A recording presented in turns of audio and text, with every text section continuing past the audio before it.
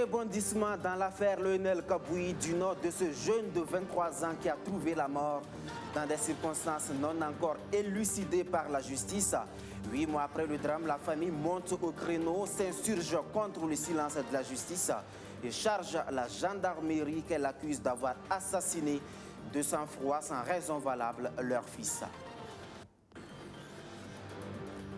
À suivre également dans ce 19h30, la réaction de la Socogib aux accusations d'une famille dans le quartier Balkouya à Ouagadougou.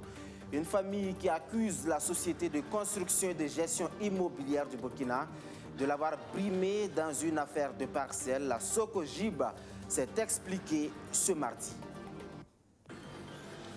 Un forum national sur le contrôle citoyen dans la gestion des finances publiques au Burkina Faso. Il a attendu à la fin des réflexions une charte nationale de bonne conduite visant à renforcer la transparence citoyenne. Voilà pour le sommaire. Bonsoir à toutes et à tous. Introduire l'éducation au numérique dans l'enseignement au Burkina Faso. La commission de l'informatique et des libertés plaide à la présidence du Faso où les rapports d'activité ont été remis ce matin au chef de l'État. Les deux rapports 2018 et 2019 parlent des activités et des initiatives développées au cours de ces 2 années par l'institution pilotée par Marguerite Ouedraogo Bonane, que je vous invite à suivre. Nous venons de remettre à son Excellence, Monsieur le chef de l'État, les rapports d'activité 2018 et 2019 de la Commission de l'informatique et des libertés qui font la substance des activités, des initiatives que nous avons développées au cours de ces 2 années. Donc, malgré les efforts que nous avons consentis, des défis restent quand même à combler et il nous revient de façon impérative de mener ou du moins de renforcer nos actions d'information, sensibilisation, communication à l'endroit de nos populations dans ce monde où les technologies de l'information et de la communication évoluent de façon vertigineuse, afin que la protection des données à caractère personnel soit vraiment inculquée dans nos habitudes. Chaque année, dans notre programme d'activité, nous avons un certain nombre d'administrations vers qui nous allons. Les administrations au sens de la loi 010 portant protection des données à caractère personnel sont considérées comme des responsables de traitement. Donc, nous sensibilisons les administrations à un meilleur respect des droits des personnes en matière de protection des données. Donc, par année, nous pouvons aller vers 10 administrations. Nous sensibilisons également les jeunes qui sont avides des nouvelles technologies. Et pour cela, nous avons mis en place une campagne d'éducation au numérique qui nous permet d'aller dans les lycées et collèges pour sensibiliser la jeunesse. Donc pour 2018 et 2019, je parlerai d'environ 8000, en gros, un chiffre rond, 8000 personnes sensibilisées, ce qui est vraiment peu à côté de la population totale du Burkina. Donc nous avons encore des efforts à fournir et nous comptons mettre l'accent sur la communication de masse à travers les médias.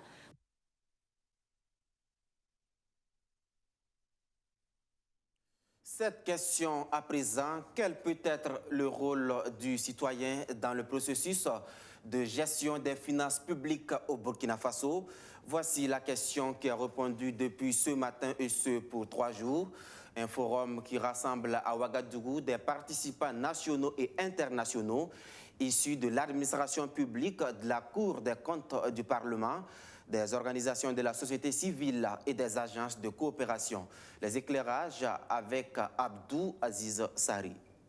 Plus les citoyens sont conscients de leur rôle de responsabilité dans la vie publique et de la possibilité qui leur est offerte d'y participer et d'en exercer un contrôle, mieux ils s'érigiront en de véritables artisans de promotion de la bonne gouvernance administrative, économique et financière. C'est ce que pense le gouvernement qui estime que pour un pays aux ressources limitées, le contrôle citoyen doit se positionner comme un mode de gouvernance vertueux. En initiant ce forum national sur les mécanismes de participation et contrôle citoyen de la gestion des finances publiques, l'exécutif veut renforcer la transparence dans la gestion des finances publiques à travers la promotion de la participation et du contrôle citoyen. Les citoyens participent déjà et contrôlent donc l'action du gouvernement dans ce domaine. Mais on ne peut pas en tout cas se prévaloir des résultats que nous avons aujourd'hui et se contenter de cela parce que notre ambition est au-delà de ce qui est aujourd'hui atteint comme résultat et nous savons également que le citoyen attend encore davantage et donc nous nous engageons à travers ce forum et par les échanges d'expériences qui vont donc se partager à travers tous les panels du forum, d'échanger et de voir dans quelle mesure nous pouvons donc améliorer cette problématique-là et pouvoir satisfaire davantage le citoyen et également satisfaire également les ambitions du gouvernement en la matière. Pour la présente session, 3 points d'intérêt seront soumis aux réflexions des participants. D'abord, la transparence des finances publiques et participation citoyenne en matière de politique et gestion du budget de l'État. Ensuite, le budget participatif et les bonnes pratiques de redevabilité au niveau local. Et enfin, la problématique de la participation citoyenne en matière de contrôle externe. L'intérêt de ce forum-là, c'est de pouvoir se comprendre et permettre aux uns aux autres d'avoir la bonne information et de faire les analyses qui sied pour mieux éclairer le public afin d'éviter en fait toutes les polémiques que nous constatons souvent relativement à des analyses que nous avons vues qui ne sont pas toujours en fait fondées. Et pour ces gens, pour certaines analyses, il suffisait peut-être d'avoir toute l'information pour éviter en fait les polémiques que nous constatons souvent au niveau national. Donc l'intérêt de ce forum, c'est vraiment d'éviter tous ces éléments et comprendre que les organisations de la société civile sont des partenaires du gouvernement et elles jouent un rôle capital dans le contrôle citoyen du budget. Les conclusions de ce forum national devront constituer une charte nationale de bonne conduite qui va permettre de mettre plus efficacement en œuvre le mécanisme de la participation et du contrôle citoyen de la gestion des finances publiques. Le contrôle citoyen, justement, qui a abouti deux fois à de graves accusations contre les forces de défense et de sécurité en matière de droits humains. Des accusations qui s'ajoutent au sentiment d'impunité vis-à-vis des groupes terroristes et d'autres groupes d'autodéfense. Toutes ces questions ont été abordées à la revue annuelle 2021 du cadre sectoriel de dialogue justice et droits humains, un cadre qui permet à l'exécutif et ses partenaires de passer non seulement au peigne fin les actions réalisées, mais aussi d'entrevoir l'avenir dans ces secteurs. Luc Pacbelkem. C'est au cours de sessions de ce genre que le gouvernement, les partenaires techniques au développement, les organisations de la société civile passent en revue les actions de l'exécutif burkinabé dans le secteur de la justice et des droits humains afin de tirer les enseignements et de poser des jalons en vue d'améliorer les interventions dans le futur. C'est la revue annuelle 2021 du cadre sectoriel de dialogue, justice et droits humains. Il s'agira d'examiner et de valider le bilan d'exécution des produits retenus par le CSD au titre de l'année 2020 et au cours de la période 2016-2020. D'examiner et de valider les actions prioritaires du CSD pour la période 2021-2023. D'examiner les difficultés liées à la réalisation de certaines activités au fonctionnement du CSD. De recueillir des recommandations et suggestions en vue d'améliorer les résultats du secteur et le fonctionnement du CSD. Les partenaires techniques et financiers saluent les avancées notées dans le secteur de la justice, comme les efforts pour rendre la justice plus accessible. Cependant, des défis restent à être relevés, notamment le traitement des dossiers criminels. À cela, il faut ajouter le sentiment d'impunité vis-à-vis des groupes terroristes, des groupes d'autodéfense et des forces de défense et de sécurité sur qui pèsent des allégations de violations graves des droits humains. En même temps, c'est notre ambition et ça devrait être l'ambition du gouvernement aussi que 2021, c'est là où on va vraiment délivrer les résultats en plus. C'est-à-dire par exemple le stock pénal, il faut le vraiment débloquer maintenant et alors processer les cas, etc., les jugements, etc. C'est l'année maintenant. je pense que nous reconnaissons aussi clairement que même le président de Faso a priorisé clairement que le Burkina Faso c'est un état de droit, c'est-à-dire on va avoir la provision d'accès aux justice pour tous les Burkinabés. Le Burkina Faso est en pleine élaboration de son nouveau référentiel de développement. Les résultats de la présente session résumant les 5 ans d'action passées dans le cadre du PNDS qui a pris fin en 2020 seront utiles en ce qui concerne l'accès à la justice et la protection des droits humains. Même exercice de validation de bilan dans le domaine de la gouvernance administrative et locale. Ce cadre sectoriel de dialogue rassemble 5 départements ministériels: la fonction publique, la communication, l'administration territoriale, l'économie et les affaires étrangères. Le point de la revue avec Abdou Aziz Sari. Ce n'est un secret pour personne. Le terrorisme continue d'endeuiller des familles et sape tous les efforts de représentation de l'État dans certaines localités. Aujourd'hui, le nombre de déplacés internes est estimé à plus d'1 million de personnes. À ces problèmes sécuritaires s'ajoute la pandémie de la COVID-19 qui impacte négativement plusieurs domaines d'activité. Malgré toutes ces difficultés, les 5 ministères qui composent le cadre sectoriel de dialogue gouvernance administrative et locale ont tout de même réussi à mener des actions fortes encourageantes.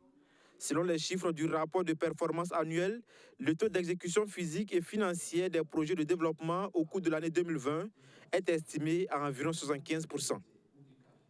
Je dois dire qu'au cours de cette période, de nombreuses réalisations ont été faites. C'est pourquoi il me plaît d'égrener quelques-unes qui me paraissent assez importantes à apporter à votre connaissance. Ce sont la modernisation progressive de l'administration publique à travers notamment la digitalisation qui s'installe progressivement, à travers l'informatisation intégrale du processus de recrutement sur concours direct, allant du dépôt des dossiers, des candidatures, à la correction automatique des copies. L'amélioration de l'image du Burkina Faso dans le monde et la participation effective des Burkinabés de l'extérieur à l'élection présidentielle du 22 novembre 2020. Le renforcement de la couverture médiatique du territoire à travers les nouvelles stations de radio et télévision qui se sont installées. Toutes ces réalisations se sont faites dans le cadre de la mise en œuvre du Plan national de développement économique et social, PNDS. Elles n'auraient pas été possibles sans la collaboration effective des différents partenaires techniques et financiers qui réitèrent leur engagement à accompagner le gouvernement burkinabé dans sa lutte contre le terrorisme et la COVID-19. Dans les prochains jours, nous prendrons contact avec le secrétariat technique de notre CSD pour l'organisation d'un dialogue politique entre le gouvernement et le PTF. Ce dialogue politique sera l'occasion pour nos 2 parties d'échanger sur des questions stratégiques et d'intérêt pour le développement du Burkina Faso. Pour notre part, l'ensemble des partenaires techniques et financiers du cadre sectoriel du dialogue gouvernance administrative et locale, par ma voix, voudrait une fois de plus assurer le gouvernement burkinabé de son entière disponibilité à l'accompagner dans ce secteur.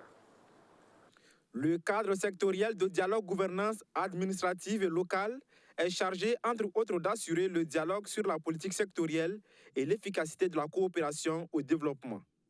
Les différents ministères qui le composent sont les ministères de la fonction publique, de la communication, de l'administration territoriale, de l'économie et des affaires étrangères. Je vous l'annonçais en titre, 8 mois après la disparition de leur fils, Lionel Kabouyi, tué à Ouaga 2000 dans des circonstances non encore élucidées. La famille sort de son silence dans une lettre ouverte. Le père du défunt n'y est pas allé par 4 chemins pour accuser la gendarmerie. Les gendarmes de faction dans l'hôtel Palace ont assassiné de sang-froid comme un animal notre fils sans raison valable alors qu'il passait devant l'hôtel Palace de retour du restaurant La Perle où il s'est retrouvé avec quelques camarades pour prendre un pot d'anniversaire, dit-il avant de poursuivre son indignation face au silence de la justice où une plainte a été déposée 2 mois après le drame. C'est donc une famille meurtrie dans l'incompréhension qui s'adresse à l'opinion. Du côté de la justice, on rassure que le dossier suit son cours. Une autopsie a déjà été réalisée et des interpellations ont été opérées. Cette autre réaction très attendue, le 25 février dernier, nous passions sur nos antennes la conférence de presse de la famille Gigma et de Mourou Yameogo, des propriétaires terriens qui criaient à l'injustice dans une affaire de parcelles. Les plaignants reprochaient à la Socogib de leur avoir indûment retiré leurs parcelles et sans les dédommager. Ce 2 mars, la Socogib, la société de construction et de gestion immobilière du Burkina réagit. Elle se veut ferme. Tout a été fait dans les règles de l'art. Arsène Konditamdi. Les premiers responsables de la Socogib, société de construction et de gestion immobilière du Burkina, donnent de la voix dans l'affaire du lotissement qui les oppose à la famille Gigma et à Mourou Yameogo. La société nie en bloc les accusations des plaignants et dit avoir acquis la terre alors qu'elle était encore une zone d'utilité publique. Pour la Socogib, tous les acteurs ont été dédommagés. Même ceux qui avaient signé des conventions d'achat, nous on a tout dédommagé. Ça c'était le premier dédommagement. Mais on a considéré les propriétaires terriens qui n'avaient pas de titre. C'est ça le deuxième dédommagement là. Qui nous a coûté aujourd'hui plus de 3000 parcelles. Ceux qui se plaignent, voilà, Koudibila, Étienne. Et voilà les pièces, nous on ne les a pas forcés à amener depuis 2008. Et voilà la liste de 2011, où il y a leur nom. Ils ont signé. Selon Abdoulaye Ouedraogo, ce n'est pas toute la famille Gigma qui est engagée dans ce bras de fer contre sa société. Ce seraient 2 individus de la famille, Étienne et Koudibila Gigma, qui jouent les troubles faits. D'autres membres de la famille ont été invités à témoigner. Bon, si aujourd'hui je suis là, c'est pour témoigner, dire que la famille Gigma n'a pas de problème avec la Socogib. Et il s'avère qu'il y a 2 individus ou 3 individus qui sont dans la famille, qui ont eu des histoires avec la Socogib. Et maintenant, ils s'appuient sur le nom de la famille Gigma pour dire que non, ils se battent pour le nom de la famille Gigma. La famille Gigma ne se limite pas seulement à 2 individus. On attribuait les parcelles au papa et c'est le papa qui envoyait les photocopies des ayants droit pour qu'on mentionne pendant le partage.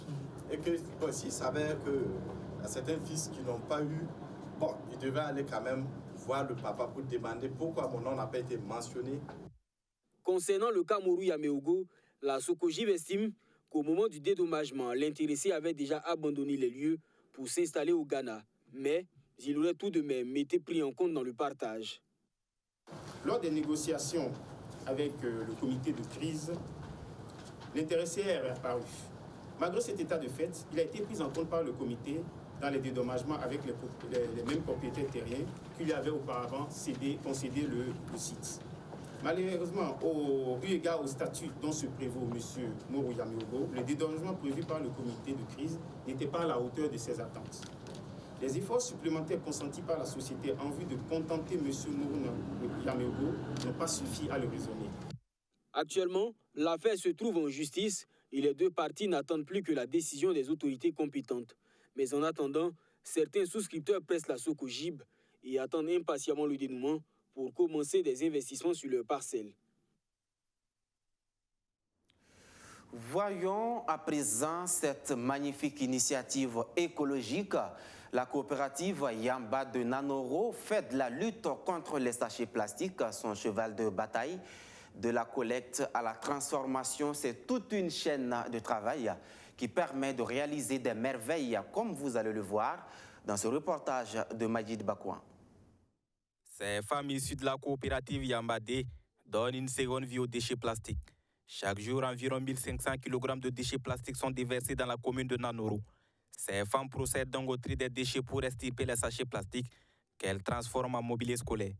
Aujourd'hui, à travers cette activité, il y a 3 couches sociales qui bénéficient de ça.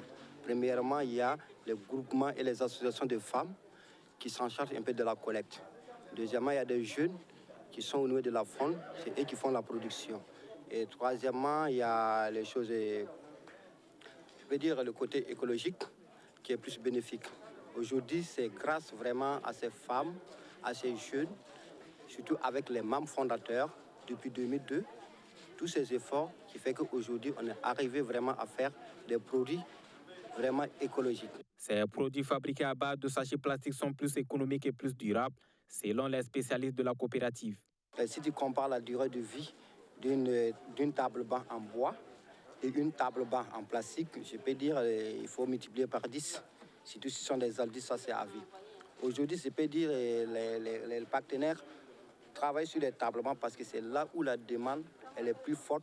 C'est là où on coupe plus de bois pour faire des tablements. Donc aujourd'hui, je peux dire que la coopérative a un objectif aussi de limiter la déforestation. Vous savez, de nos jours, dans les pays sahéliens, comme le Burkina, le bois se fait de plus en plus rare. Par cette action, la coopérative veut lutter contre la prolifération des sachets plastiques, véritable danger pour l'environnement. Aujourd'hui, l'objectif d'abord, c'est assainir l'environnement, faire des produits qui viennent en substitution du bois. Et en plus aussi, éviter la mort de nos cheptels d'animaux.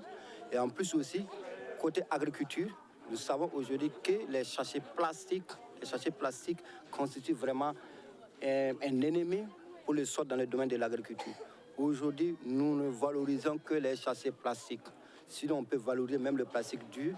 Mais la coopérative a sa devise qui est la victoire sur les sachets plastiques. Le projet de la coopérative a séduit l'ONG Respublica. Elle offre un atelier de recyclage de sachets plastiques à la commune de Nanoro. Un atelier équipé qui a coûté un peu plus de 15 millions de francs CFA. Nous, l'ONG Respublica, comme je l'ai dit, est soucieuse du développement de la zone et de ce territoire. Et à ce titre, à la découverte de l'activité de la coopérative Yambadé, nous avons décidé de travailler ensemble et de les accompagner financièrement en réalisant ce centre aujourd'hui, cet atelier ici, qui est une réalisation que nous avons financée dans le cadre de notre partenariat pour pouvoir collecter sur la zone les sachets plastiques. Nanoro, je peux dire, c'est la deuxième commune qui a bénéficié de l'atelier grâce vraiment aux partenaires l'ONG Respublica qui a financé l'installation de cette unité pour que vraiment que la commune de Nanoro soit la commune la plus propre. En plus de protéger l'environnement contre les déchets plastiques difficilement dégradables, ce projet offre des possibilités d'emploi importantes. On compte plus d'une centaine de femmes et jeunes engagés dans les 4 unités de valorisation de déchets plastiques que compte la coopérative. Près de 250 soldats du feu prêts à relever le défi. La 18e promotion de l'École nationale des sapeurs-pompiers a reçu ses épaulettes la semaine dernière. Le sauvetage, le secourisme, l'incendie et sa prévention n'ont plus de secret pour ces sapeurs-pompiers qui ont procédé à une démonstration de leur savoir-faire. Mamounata Kabouri. Des soldats du feu en pleine action. Le chef maintient le territoire au sol dans les masses compactes en émission comme les fers de charbon, du four. C'est un échantillon des connaissances que la 18e promotion des élèves sapeurs-pompiers a pu acquérir. Désormais aptes à prêter main forte à leurs devanciers, les éléments de cette promotion, forte de 249 soldats dont 25 femmes, reçoivent ici leurs épaulettes. Ils se félicitent d'avoir fait du 100%. On est très content d'avoir pu réaliser cette performance et surtout que la promotion a eu à faire 100%. On est très heureux que tout le monde soit passé. Ça n'a pas été facile. On s'est donné à fond et avec le professionnalisme des cadres, tout s'est bien passé et voilà qu'aujourd'hui nous faisons notre sortie. Nous pouvons assurer la population que nous sommes aptes pour les servir. En témoigne la formation que nous avons reçue et les différentes manœuvres que vous avez pu constater lors de la cérémonie. Près de 6 mois à se familiariser à l'essence du métier de sapeur-pompier, le sauvetage, le secourisme, l'incendie ou même sa prévention. Bref, aucun détail n'échappe à ces élèves confirmés. La formation initiale de base sapeur-pompier, ça permet aux jeunes soldats en fin de formation militaire initiale de revenir pour apprendre le métier de pompier. Donc il s'agit pour nous de les initier au secourisme, à l'extinction des incendies, à la prévention et des risques de panique dans les établissements, et également bien d'autres domaines, le sauvetage aquatique, à savoir la natation et bien d'autres matières que nous les enseignons pour compléter la formation reçue au niveau du Centre régional d'instruction militaire. Solidarité, c'est le nom de baptême de cette promotion qui a effectué sa sortie ce 26 février 2021. Il faut le noter, ces nouveaux sapeurs-pompiers sont rentrés à l'École nationale des sapeurs-pompiers le 23 août 2020. Les sapeurs-pompiers qui jouent ainsi pleinement leur rôle dans la grande famille des forces de défense et de sécurité, les FDS burkinabés qui viennent de bénéficier de l'appui du gouvernement japonais dans le cadre de la lutte contre le terrorisme. Ce sont des équipements de sécurité d'une valeur de plus d'1,5 milliard de francs CFA qui ont été offerts par le pays du soleil levant. Justin Amonto. Cette signature de note entre le pays du soleil levant et le pays des hommes intègres vient renforcer cette lutte contre le terrorisme. Récemment engagé aux côtés des pays du G5 Sahel, le gouvernement japonais veut jouer sa partition dans cette lutte contre l'insécurité au Burkina Faso. Ce contrat de 300 millions de yens japonais, soit 1,5 milliard de francs CFA, signé par l'ambassadeur du Japon et le ministre en charge des Affaires étrangères, Alpha Bari, devait renforcer les capacités opérationnelles des FDS du Burkina Faso. Burkina Faso, qui est actuellement sous la menace de terrorisme, le gouvernement du Japon a décidé de fournir des équipements dans le domaine de la sécurité.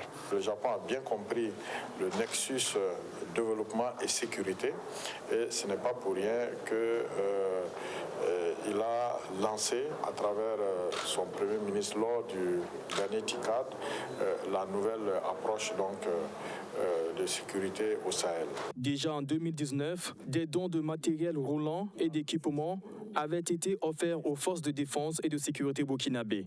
Des dons estimés à 3,250 millions de francs CFA. Le 25 février dernier, avec l'UNICEF, c'est plus de 6 milliards de francs CFA donnés par le Japon pour renforcer l'éducation au Burkina Faso. Des actions qui démontrent que l'AS Tokyo-Ouagadougou se porte bien en matière de coopération. Avant de nous quitter, cette évolution de l'Institut des commerces appliqués, cette école capable de former en 6 mois des professionnels de divers domaines, a désormais un campus au quartier Tampoui à Ouagadougou. Archimède Boy. L'Institut moderne des commerces appliqués a désormais un campus au quartier Tampoui à Ouagadougou. Cette coupure de ruban marque son ouverture officielle ce samedi 27 février. Une visite des locaux, puis un cocktail offert aux invités. IMCA est né, ça fait bientôt 4 ans. Et durant ces 3 dernières années, où nous étions déjà installés à Pissi et à Dassasgo, nous avons connu une affluence énorme au niveau de notre établissement. Et ceux de Tampoui également devaient être servis, parce que nous nous sommes dit qu'il faille forcément, pour une entreprise comme la nôtre qui est en train de grandir et qui est en train de faire ses preuves sur le terrain, de se rapprocher au plus proche, de se rapprocher des apprenants. Et c'est la raison pour laquelle nous nous sommes installés aujourd'hui à Tampoui. Offrir une formation de qualité et contribuer à l'insertion des diplômés dans la vie active, c'est le leitmotiv de cette école. Et pour joindre l'acte à la parole, elle emploie elle-même certains de ses étudiants, selon son directeur. Lorsque nous formons un étudiant, nous ne les laissons pas sur le terrain. Nous les accompagnons déjà en les aidant à s'insérer dans un milieu professionnel parce que c'est ce qui intéresse d'abord l'apprenant. Ce n'est pas seulement de se former, mais c'est après cette formation, après l'acquisition de ce savoir, de pouvoir mettre en pratique. Et cette pratique-là, nous les accompagnons parce que nous avons un certain nombre de partenaires au jour d'aujourd'hui qui nous font confiance et qui recrutent chez nous. L'Institut moderne des commerces appliqués veut étendre son réseau sur l'ensemble du pays. La prochaine étape, c'est l'ouverture bientôt d'un nouveau campus à Bobo-Dioulasso, indique son premier responsable. Voilà qui met fin à cette édition. Merci à tous de l'avoir suivi. À vous qui nous faites confiance depuis Liptougou dans la Nyanya, soyez-en remerciés. À demain pour d'autres actualités. Bonsoir.